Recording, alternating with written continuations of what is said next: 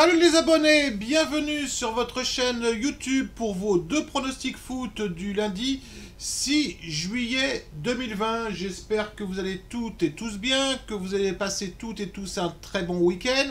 On se retrouve après une pause de 2-3 jours, hein, comme je vous l'ai expliqué. J'avais besoin de faire une petite pause parce qu'effectivement on était dans un rythme un petit peu négatif. Donc lorsque en pronostic je suis un petit peu dans une passe un petit peu négative, je n'hésite jamais à faire une pause de 2-3 jours pour essayer de comprendre. Et je reviens, bon vous me connaissez bien, je ne gamberge pas, je ne m'inquiète pas. Je vous remercie d'ailleurs pour tous vos commentaires positifs et tous vos commentaires d'encouragement.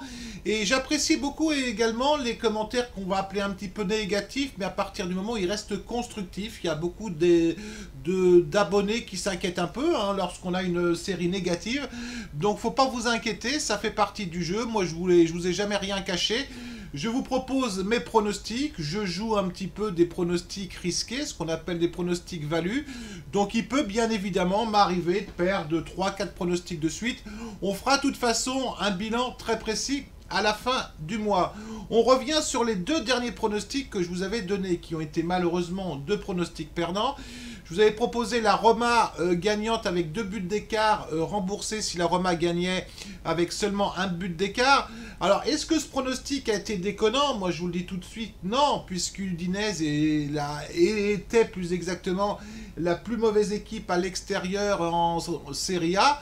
Bon, après, que l'Udinese marque d'entrée, ça, je peux pas le prévoir. Que la Roma se prenne un carton rouge au bout de 30 minutes, je peux pas le prévoir. Bon, ça fait partie du jeu, malheureusement, des aléas un petit peu du football.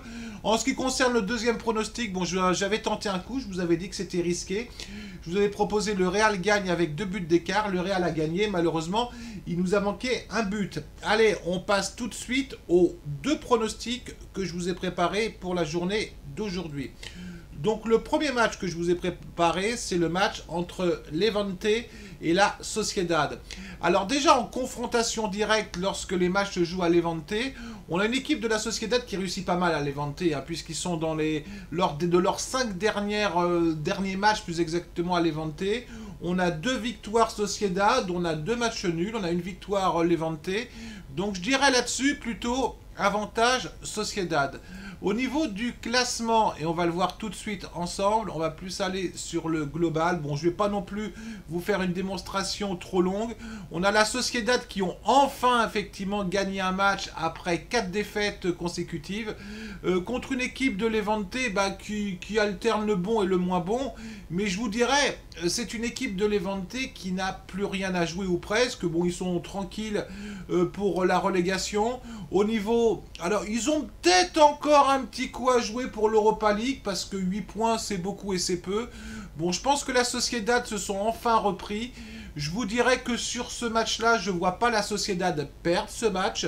Donc, on se retrouve à la fin de la vidéo pour le pronostic précis. Mais ça va être un match nul remboursé si la Sociedad gagne ce match. Pour le deuxième pronostic, je suis obligé de faire ça. Les abonnés, vous me connaissez. Je vais vous proposer un gros coup parce que moi, je veux m'amuser dans les pronostics sportifs. Si c'est pour jouer de la cote à 1,30-1,40, il y en a beaucoup et qui le font très bien. Moi, j'ai pas envie de m'embêter, pour être poli, à vous proposer de la cote à 1,30-1,40. J'ai besoin de tenter des coups.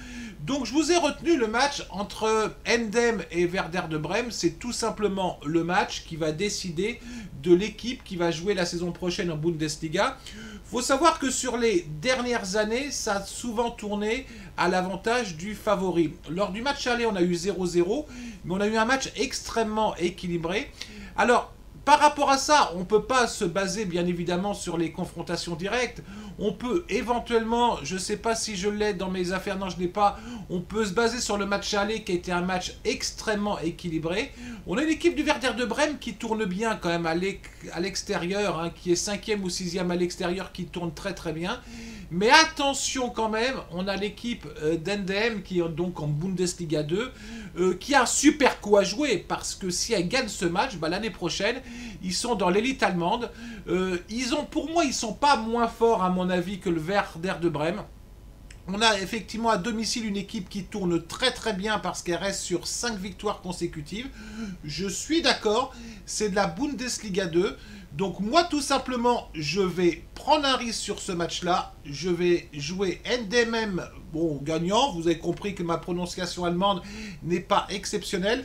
Mais je vais le couvrir par un match nul. Alors on va aller ensemble directement sur les pronostics que je vous propose. Une nouvelle fois, vous y allez si vous le sentez. Ne me tombez pas dessus après. Bon, ce que vous ne faites jamais, je précise, si c'est perdant. Donc, je vais vous proposer donc le match donc NDNM, super prononciation, bat le Werder de Brême, mais remboursé si match nul, c'est-à-dire on est en Dronobet, s'il y a un match nul, nous sommes remboursés, nous avons une cote à 3. Je veux tenter le coup parce que je le sens. Si je me trompe, bah je me trompe. Et le deuxième pronostic que je vais vous proposer, c'est-à-dire le match nul entre Levante et la Sociedad, Paris remboursé si la Sociedad gagne ce match. On a une cote à 1,91. Je fonctionne toujours en mise fixe. Donc le début du mois, je l'ai commencé à 2%. Donc je reste sur 2% sur chaque pari. Voilà les abonnés. Bah, écoutez, j'ai fini. Notez quand même les abonnés. J'ai pas pété de plomb du tout sur la vidéo. À part effectivement peut-être ce pronostic-là. Nous sommes lundi. Je vais essayer d'être sérieux. Bon, ça va durer 2 jours. Vous allez me dire même pas 2 jours, une journée. Donc sur ce, je vous souhaite une très très bonne fin de journée à vous toutes et vous tous. Et je vous dis à très très bientôt les abonnés.